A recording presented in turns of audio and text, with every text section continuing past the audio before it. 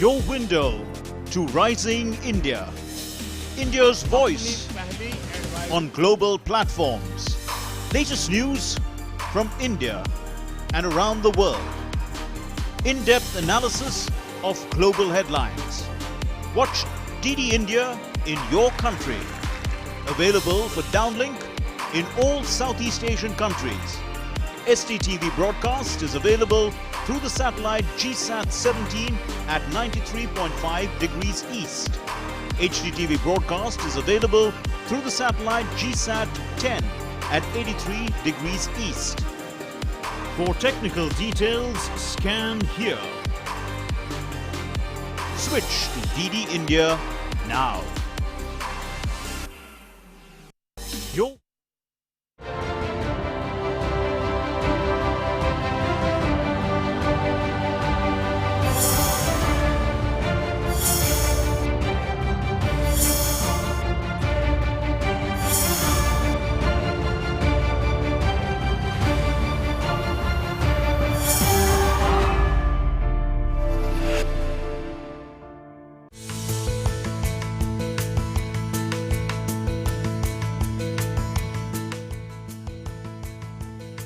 बीस साल पहले जो विकास यात्रा शुरू हुई थी वह 13 साल तक गुजरात के मुख्यमंत्री के तौर पर और फिर मई 2014 से देश के प्रधानमंत्री के रूप में बदस्तूर जारी है। लोगों के जीवन का अंधेरा दूर हो, चारों तरफ खुशहाली हो, घरों में उजियारा हो, जनता के चुने हुए जन सेवक का ये लक्ष्य रहा है। तमाम जन कल्याण की योजनाएं जिसकी शुरुआत गुजरात में सबसे पहले की गई, आज पूरे देश में वो जमीन पर उतरी हैं, जिससे करोड़ों लोगों का जीवन बेहतर हुआ है। गुजरात के पंचमहल गांव के हसमुख भाई के घर में वर्ष 2006 में शुरू की गई ज्योति ग्राम योजना के तहत बिजली मिली थी। इस योजना के तहत गुजरात के दूर दराज के ऐसे घरों में उजियारा हुआ जहां दशकों तक बिजली नहीं पहुंची थी। उस दौरान केवल घरों को रोशन करने का ही काम नहीं हुआ था, साथ ही बिजली वितरण के पूरे तंत्र को बेहतर किया गया था। ये ज्योति ग्राम से हमने वो कनेक्शन लिया है और ये मोदी सरकार ने जो कनेक्शन ज्योति ग्राम का है वो बहुत बढ़िया है और हमसे पूरा बीज पूरा पड़ रहा है। 10 साल पहले ज्योति ग्राम योजना हमको मिल नहीं रहा था। अभी रात को अंधेरे में रहते थे, अभी बहुत शुभ मिलते हैं, लाइट मिलते हैं। रात को पंखे में रहते हम, झाड़ में रात को जाते हैं, बाहर का लाइट चालू करते हैं। गुजरात से शुरू हुआ घरों को रोशन करने का सफर तेजी से आगे बढ़ा जब वर्ष 2014 में प्रधानमंत्री नरेंद्र मोदी ने देश की बागडोर संभाली। तब करोड़ों ऐसे घर और हजारों गांव थे जहां बिजली नहीं पहुंची थी। देश के प्रधान सेवक ने सबसे पहले देश के सभी गांव मजरों को रोशन करने का काम आगे बढ़ाया। देश के बिजली वितरण के ढांचे को सही करते हुए चुनौतीपूर्ण इलाकों में बसे गांवों तक बिजली पहुंचाने का ऐतिहासिक काम हुआ। देश के सभी गांवों तक बिजली पहुंचाने के बाद मोदी सरकार ने सभी घरों को रोशन करने का काम शुरू किया। मेरे घर में पहले लाइट नहीं थी और आवाज भी नहीं था, लेकिन मोदी जी के कारण से कुछ हमको आवाज भी मिला है और थोड़ा रोजगार भी मिल रहा है, तो इससे हम बहुत खुश हैं। और बिजली भी हमारे घर में आ चुकी है। हमारे दादी के नाम पे हमें एक घर मिला है और लाइट की भी सुविधा मिली है। और पहले हम लोग के घर में लाइट नहीं थी, पढ़ने में दिक्कत होती थी। अब मतलब लाइट भी मिल गई है, तो उस वजह से हम पढ़ भी अच्छे से सकते हैं और हमारा ग्रेजुएशन हो रहा है। 25 सितंबर 2017 को पंडित दीनदयाल उपाध्याय की जयंती पर प्रधानमंत्री सहज हर घर बिजली योजना यानी सौभाग्य योजना की शुरुआत की गई थी, जिसके बाद लोगों के घरों को रोशन करने का काम पूरी रफ्तार के साथ आगे बढ़ाया गया। सौभाग्य योजना के 4 साल पूरा होने से पहले ही देश के सभी इच्छुक घरों में बिजली का कनेक्शन लग चुका है। प्रधानमंत्री सौभाग्य योजना घर घर में उजियारा लाए, घर घर में उजियारा लाए। अंधियारा कोसों दूर भगे, जगमग जगमग हर घर है जा, जगमग जगमग हर घर है जा। पीएम मोदी ने सिर्फ इस बात की ही चिंता नहीं की कि लोगों को एक घरों में उजियारा हो। देश में सभी परिवारों के पास छत हो, उस दिशा में भी ऐतिहासिक काम हुआ है। वर्ष 2022 तक सभी को आवास के लक्ष्य को हासिल करने की तरफ हम तेजी से आगे बढ़ रहे हैं। बहुत तकलीफ था, बारिश होती थी, चूने लगता था, सब मेहमान मनाते थे, सब भीग जाते थे ऐसे, और कच्चा घर था ना। हमारे छत के नीचे वो टीन धरा हुआ था, कुछ रहने की व्यवस्था नहीं थी, और प्रधानमंत्री जी को हम शुक्रिया अदा करते हैं। अहम बात यह भी है कि इनमें से 80% घर महिलाओं के नाम पर आवंटित किए गए हैं। अगर मकान है तो पति के नाम पर, खेत है तो पति के नाम पर, गाड़ी है तो पति के नाम पर, स्कूटर है तो पति के नाम पर, दुकान है तो पति के नाम पर, और अगर पति नहीं रहा तो बेटे के नाम पर, लेकिन उस मां के नाम पर कुछ नहीं होता। एक स्वस्थ समाज के लिए संतुलन बनाने के लिए कुछ कदम उठाने पड़ते हैं, और इसलिए हमने तय किया है कि सरकार जो आवास देगी उसका मालिकाना हक महिला को दिया जाए। जहां एक तरफ गरीबों को घर दिए गए, वहीं आवास सब्सिडी के जरिए मध्यम वर्ग का अपने घर का सपना भी पूरा किया गया है। मोदी सरकार का विकास सिर्फ बिजली पानी आवास तक ही सीमित नहीं है। पहले गुजरात हो या फिर बाद में पूरा देश, पीएम मोदी ने जनता को रोटी कपड़ा मकान मुहैया कराने की चिंता की है। रोजगार के साधन मिले, इस दिशा में खूब काम हुआ है। जब अटल जी ने नेशनल हाईवे के माध्यम से देश के महानगरों को जोड़ने का विचार रखा था, तो कुछ लोगों को यकीन ही नहीं होता था कि ऐसा संभव है। 6 साल पहले जब मैंने गरीबों के लिए करोड़ों पक्के घर, करोड़ों शौचालय, तेजी से चलने वाली रेल, शहरों में पाइप से गैस, ऑप्टिकल फाइबर जैसे बड़े इंफ्रास्ट्रक्चर प्रोजेक्ट की बात की, तब भी आदतन कुछ लोग यही सोचते थे कि इतना सब कुछ कैसे हो पाएगा। लेकिन आज इन अभियानों में भारत की सफलता दुनिया देख रही है। भारत आज पीएम आवास योजना के तहत जितने पक्के घर बना रहा है, वो दुनिया के अनेक देशों की कुल आबादी से भी अधिक है। श्रम बल किसी भी देश के विकास की रीढ़ होती है। बीते वर्षों में श्रमिकों के नए नए हुनर को न केवल पहचान मिली है, बल्कि युवाओं को हुनरमंद बनाने का देशव्यापी अभियान भी चलाया गया है। तो अभी हम लोग का ये काष्ठ कला उद्योग चल रहा है, मोदी जी ने बहुत सहयोग किया हम लोगों का। इसके विषय में चर्चा हुई, हम लोग को कमेटी बैठा था, उसके बारे में ये अपना औजार भी अपना दिए थे इन लोगों ने मोदी जी के सहयोग से। खींच दो ये आसमान, पंख है बेताब हमको और भरनी है उड़ान। नोक छूनी है सितारों की अभी नजदीक से, हमको बाहों में अभी भरना है ये सारा जहां। कह दो आसमान से है तैयार हम, लगा के पंख हुनर के है तैयार हम। कह दो पढ़े लिखे युवाओं के कौशल विकास पर भी विशेष जोर दिया गया है। अटल इंक्यूबेशन सेंटर हो या कौशल विकास केंद्र, युवाओं को हुनरमंद बनाने का जो अभियान चलाया गया, उसका असर अब दिख रहा है। मैं यहाँ लगातार पिछले 1 साल से DIC से जुड़ा हुआ हूँ, और यहाँ मैं बहुत सारे design process, design thinking, graphic design से रिलेटेड काम करता हूँ, सीखता हूँ। यहाँ के टीचर से बहुत मोटिवेशन मिलता है, एंड साथ में काम करने के लिए प्रेरित होता हूँ।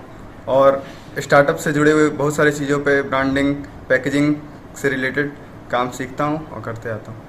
हम लोग यहाँ पर काशी हिंदू विश्वविद्यालय के सभी बच्चों को ये समझाने और बताने का प्रयास करते हैं प्रायोगिक रूप से कि डिज़ाइन इनोवेशन कैसे काम करता है, और इनका आम जिंदगी में, उनकी जिंदगी में, उनकी पढ़ाई लिखाई में, उनके रेगुलर कोर्स में क्या महत्व है। तो गवर्नमेंट ने जो पॉलिसीज़ अभी फ्रेम की हुई है उसका बहुत फ़ायदा हुआ हम स्टूडेंट्स को। और एक स्किल इंडिया प्रोग्राम करके है जो स्टूडेंट्स को सिखाते हैं और फाइनेंशियल हेल्प भी करते हैं स्टार्टअप्स में, तो जिसकी वजह से हमारे देश का फ्यूचर सिक्योर रहता है।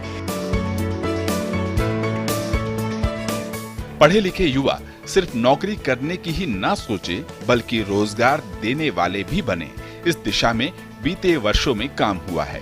आज देश में स्टार्टअप शुरू करने का बेहतर इकोसिस्टम है जो कुछ वर्षों पहले बहुत दूर की बात होती थी। जो हमारी ग्रोथ रेट है इस समय स्टार्टअप्स की वो लगभग 12 से 15% ईयर ऑन ईयर के उस स्तर पर हम ग्रोथ कर रहे हैं स्टार्टअप इकोसिस्टम में। और अभी जो वर्ल्ड इन्वेस्टमेंट रिपोर्ट 2021 की आई है जिसमें कि ये बताया गया कि फॉरेन डायरेक्ट इन्वेस्टमेंट 64 बिलियन का रहा है सन 2020 में। और अगर आप इसके पीछे के मुख्य कारणों को देखना चाहें तो मैं सबसे पहले national innovation and startup policy के बारे में बात करना चाहूंगा 2019 में जो की आई, उसके साथ ही साथ IPR policy, national IPR policy 2016 में जो आई, उसके अलावा स्टार्टअप रिकॉग्निशन पॉलिसी जिसमें कि रिकॉग्नाइज स्टार्टअप्स को tax exemption for 3 years, angel investment tax favour, उसके अलावा free of cost patent filing की जो फैसिलिटीज हैं वो बहुत ही मुख्यतः तौर पर आई है। तो जो स्टार्टअप का इकोसिस्टम जो एक इंडस्ट्रियल इन्वेस्टमेंट और एक यूथ को एक अल्टरनेटिव दिया गया है कि आप जॉब के अलावा भी स्टार्टअप इकोसिस्टम में एंटर कर सकते हैं, स्टार्टअप इकोसिस्टम का फायदा उठा सकते हैं। जब मैं जॉब करता था, ये स्टार्टअप करने से पहले मैं 15 साल एमएनसीज में काम करता था। हमेशा मैं सोचता रहता था कि मुझे कुछ अपना करना है। और ये जब मैंने देखा 2016 से स्टार्टअप का जो एनवायरनमेंट क्रिएट हुआ with the help of the government, और काफ़ी नॉर्थ ईस्ट को फोकस भी कर रहे हैं विद ड्यू रिगार्ड्स, मुझे थोड़ा हिम्मत हुआ तो मैंने अपना जॉब छोड़ के फुल टाइम में अपने ये स्टार्टअप पे दिया है।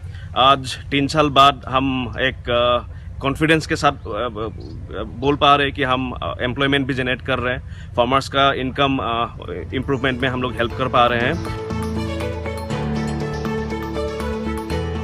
पीएम मोदी ने देश के हर हिस्से के विकास की चिंता की है, चाहे उत्तर पूर्व हो या पहाड़ी राज्य, हर जगह तेजी से हो रहा विकास दिखाई पड़ता है। पुल, सड़कें, टनल पर तेजी से प्रगति हुई है।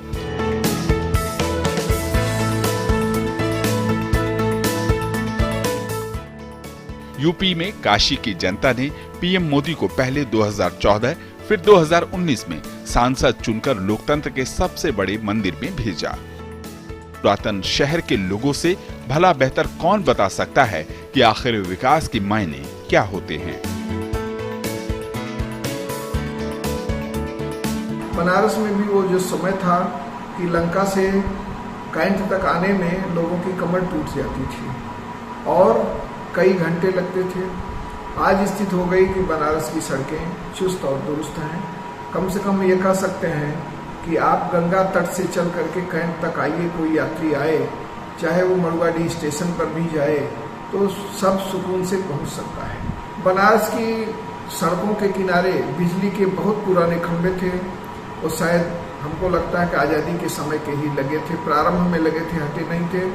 कुछ तो इतने जर्जर हो गए थे कि जंग लग करके कि वो गिर रहे थे आए दिन, वो भी दुर्घटनाग्रस्त करते थे लोगों को।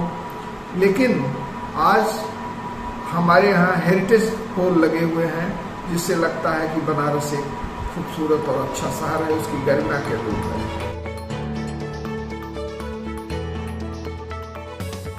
पूरी दुनिया ने देखा कि कैसे पीएम मोदी की अगुवाई में भारत ने पूरे विश्व को बताया है कि चुनौतियों से कैसे निपटा जाता है।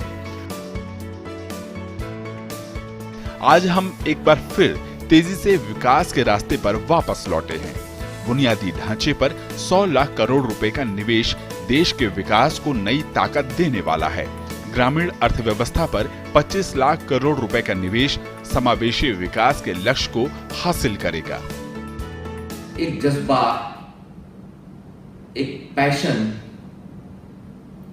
हम सब इंस्पायर होते हैं। नए नए इनिशिएटिव्स, सिर्फ इनिशिएटिव ही नहीं, इम्प्लीमेंटेशन में, इनोवेटिव प्रैक्टिसेस में हर एक सेक्टर को हम देखें, वो हेल्थ हो, एजुकेशन हो, इकोलॉजी हो और इकोनॉमी हो तो बैलेंस है, इंफ्रास्ट्रक्चर हो, कैरेक्टर बिल्डिंग हो। ये पूरे देश में पिछले 20 सालों में हर भारतीय के मन में, युवाओं के मन में एक नई आश जगी है।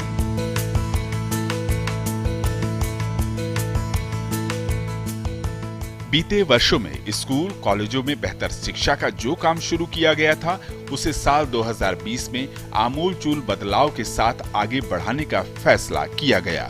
वर्ष 2020 में शिक्षा को लेकर ऐसा काम शुरू हुआ जिसका असर आने वाले वर्षों में दिखेगा। देश में नई शिक्षा नीति लागू की गई। गुजरात के मुख्यमंत्री रहते हुए पीएम मोदी ने शिक्षकों की गुणवत्ता बढ़ाने पर विशेष ध्यान दिया था। नई शिक्षा नीति में भी शिक्षकों की गुणवत्ता बढ़ाने और उनकी ट्रेनिंग पर खासा जोर दिया गया है। इसके साथ ही शिक्षा में तकनीक का ज्यादा से ज्यादा इस्तेमाल किया जाए। पीएम मोदी इस बात के लिए हमेशा से हिमायती रहे हैं। 2020 में उनके विचारों पर आधारित एक राष्ट्रीय शिक्षा नीति आई। मुझे याद पड़ता है जून 2014 में जब पहली बार प्रधानमंत्री जी ने संसद को संबोधित किया था और शिक्षा की एक दृष्टि दी थी। यह कहा था कि वो गरीब जो गांव में है, जो पिछड़ गया, जिसे शिक्षा नहीं पहुंची, जिसके पास एक अच्छा शिक्षक नहीं है, उसके लिए हम क्या कर सकते हैं। और फिर उन्होंने जवाब दिया था, क्या हम तकनीक के माध्यम से उन तक नहीं पहुंच सकते हैं। यह हुआ है, स्वयं और स्वयं प्रभा के माध्यम से हम वहां तक पहुंचे हैं। ऐसी शिक्षा नीति जो छात्रों को तमाम अवसर देती है, साथ ही हमारे परंपरागत ज्ञान को बढ़ावा भी। छात्रों को मानविक और विज्ञान के विषयों को एक साथ चुनने का विकल्प हो या अपनी भाषा में उच्च शिक्षा का अवसर। भारत दुनिया की अगुवाई कर एक बार फिर विश्व गुरु बने, उस दिशा में नई शिक्षा नीति ने आधार दिया है। शिक्षा में तकनीकी ज्ञान की बहुलता होनी चाहिए, शिक्षा में सर्वांगीण विकास को महत्व मिलना चाहिए और हमारा नागरिक वैश्विक नागरिक भी बन सके, उसमें जन कल्याण का बोध भी हो, ऐसे बोध का सृजन यह शिक्षा नीति करती है। माननीय प्रधानमंत्री मोदी जी के द्वारा भी सर्वांगीण विकास के ऊपर बहुत जोर डाला गया है और यह शिक्षा नीति सर्वांगीण विकास के लिए स्कूली शिक्षा के माध्यम से हायर एजुकेशन तक प्रत्येक स्तर पर वह व्यवस्था करती है। पहले हमारे सिस्टम में होता था, काफ़ी थ्योरी पे ज़्यादा फोकस किया होता था एंड फ्लेक्सिबिलिटी बहुत कम होती थी इन जनरल। तो अभी के पॉलिसी में जो चेंज आया है जिसमें फ्लेक्सिबिलिटी को ज़्यादा बढ़ावा दिया गया है, स्पेशली हायर एजुकेशन इंस्टीट्यूशंस या फिर अगर अब देखा जाए तो इवन सेकेंड थर्ड स्टैंडर्ड का जो भी है, जहाँ पे रिसर्च बेस को ज़्यादा इंकरेज किया गया है एंड ये सारी चीज़ें इनोवेशन के लिए ज़्यादा बढ़ावा दे रही है। एंड ये हमें कैसे हेल्प होगी, हमारे जनरेशन को और आने वाले जनरेशन को भी ये फ्यूचर में काफ़ी हेल्प होगी, बिकॉज इससे जो इनोवेटर्स है, स्पेशली जो स्टार्टअप्स में जाना चाहते हैं, उसको भी ज़्यादा बढ़ावा मिलेगा। पहले गुजरात और फिर पूरे देश में हम सभी ने बीते वर्षों में डिजिटल क्रांति को होते देखा है। गुजरात के सुदूर गांव में डिजिटल कनेक्टिविटी हो या फिर देश के दूर दराज इलाकों से आगे बढ़ते हुए आज अंडमान निकोबार के पोर्ट ब्लेयर के द्वीपों तक 4G कनेक्टिविटी पहुंच गई है, जिससे वहां जाने वाले पर्यटकों के साथ साथ स्थानीय लोगों को खासा फायदा हुआ है। पोर्ट ब्लेयर तो बहुत अच्छा, कनेक्टिविटी की तो प्रॉब्लम है ही नहीं। चेन्नई से आ रही हूँ, मैं पहली बार आ रही हूँ, मुझे बहुत पसंद है यह जगह और मेरा बच्चों तो बहुत एंजॉय करते हैं यहाँ। हम वहाँ पर हमने जो सर्च किया था उसमें देखा था कि कनेक्टिविटी का बड़ा इशू रहता है। ठीक है, BSNL लेकर जाना पड़ेगा, बट नेट कोई इशू नहीं है। डिजिटल क्रांति के साथ बीते वर्षों में भ्रष्टाचार को खत्म करने के मोर्चे पर ऐतिहासिक काम हुआ है। करोड़ों गरीबों का बैंक में खाते का सपना तो पूरा हुआ ही है, अब उसी खाते में तमाम सरकारी योजनाओं का सीधा पैसा पहुंच रहा है। केंद्र से चलने वाला एक एक पैसा अब सीधे लाभार्थी के खाते में जा रहा है। नई नई तकनीक को किस तरह से अपनाया जाए जिससे लोगों का जीवन स्तर बेहतर हो, इस दिशा में बीते वर्षों में ऐतिहासिक काम हुए हैं।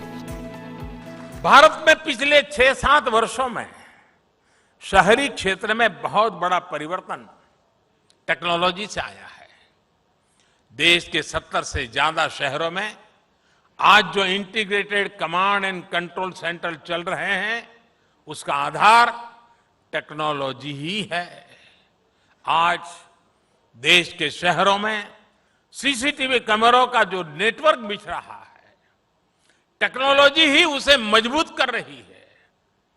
देश के 75 शहरों में जो 30,000 से ज्यादा आधुनिक सीसीटीवी कैमरे लगे हैं, उनकी वजह से गुनहगारों को 100 बार सोचना पड़ता है। आज भारत तेजी से $5 ट्रिलियन इकोनॉमी की तरफ पूरे रोड मैप के साथ आगे बढ़ रहा है। विभिन्न सेक्टर में प्रोत्साहन लिंक स्कीम को लागू किया गया है। आज भारत मोबाइल सहित तमाम इलेक्ट्रॉनिक उत्पादों के वैश्विक विनिर्माण के हब के तौर पर उभर रहा है। तब के चीफ मिनिस्टर के नेतृत्व, नरेंद्र भाई मोदी के नेतृत्व में वाइब्रेंट गुजरात का जन्म हुआ। ये साल था 2002 और उसमें मुझे याद है कि हम लोग ने ताज होटल में नरेंद्र भाई ने एक मीटिंग बुलाई थी। वहाँ 8 से 10 इंडस्ट्रियलिस्ट को इकट्ठा किया था और ये उनका प्रस्ताव रहा था कि एक गुजरात का जो एक पहचान है वो विश्व भर में जाए। तो उसके लिए मेड इन गुजरात के लिए उन्होंने एक लोगो भी सजेस्ट किया था कि एक लायन का लोगो हो और हर एक अच्छा प्रोडक्ट जो गुजरात से जाए उसके ऊपर मेड इन गुजरात के साथ वो लायन का लोगो भी आवे।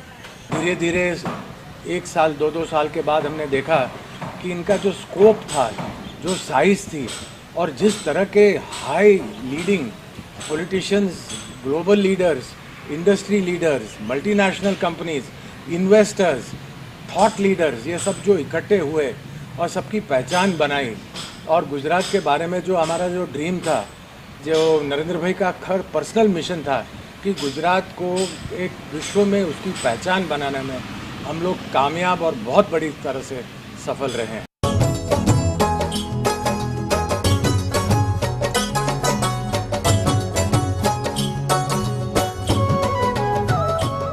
बात सिर्फ आर्थिक विकास की ही नहीं, पीएम मोदी हमेशा से समाज की परंपराओं को समृद्ध करने का प्रयास करते रहे हैं। किस तरह से स्थानीय उत्सवों को बड़े स्तर पर आयोजित कर देश दुनिया का ध्यान खींचा जा सकता है, गुजरात के कच्छ में होने वाला रणोत्सव इसका उदाहरण है। आज पूरी दुनिया में कच्छ का रणोत्सव लोगों के आकर्षण का केंद्र बना है। जो एरिया है काश तो 2005 के पहले किसी को मालूम भी नहीं था। एक डेसर्ट है, हार्श एरिया था, वहाँ इंफ्रास्ट्रक्चर, पानी, पीने के लिए पानी की भी तकलीफ था। वो एरिया में बन्नी एरिया बोलते हैं। बन्नी एरिया में करीबन 47 गांव में वहाँ का लोगों मैक्सिमम माइनॉरिटी का लोग थे। सोशली बैकवर्ड लोग भी वहाँ रहते थे। जो एरिया एक वाइट डेसर्ट, जो नमक साल्ट प्लेन कहते हैं, उसको कैसे जो विजन में कन्वर्ट करके ट्रांसफॉर्म किया है, ये सिर्फ आदरणीय प्राइम मिनिस्टर को उनका विजन का एक संपूर्ण ट्रांसफॉर्मेशन है।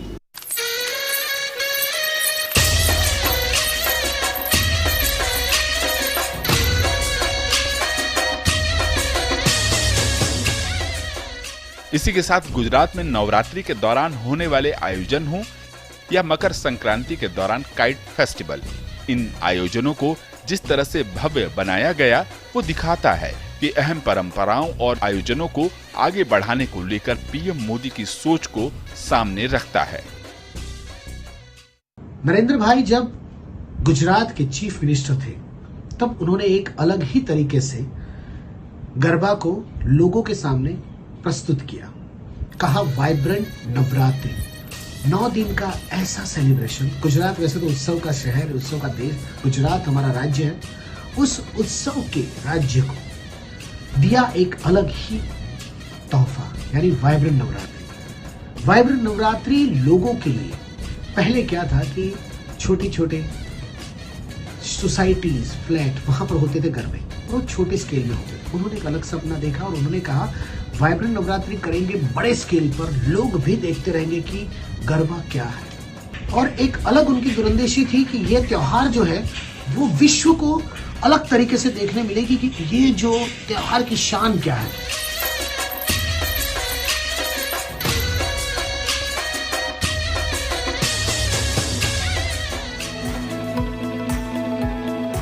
हम दुनिया में एक ऐसी महाशक्ति के तौर पर उभर रहे हैं जिसकी ताकत उसकी युवा शक्ति है और दूरदर्शी सक्षम नेतृत्व है। दुनिया का सबसे बड़ा लोकतंत्र संदेश दे रहा है कि भारत के 130 करोड़ जनता के साथ से कोई भी बुलंदी छुई जा सकती है, किसी भी चुनौती से निपटा जा सकता है। Yes, democracy can deliver. Yes, democracy has delivered.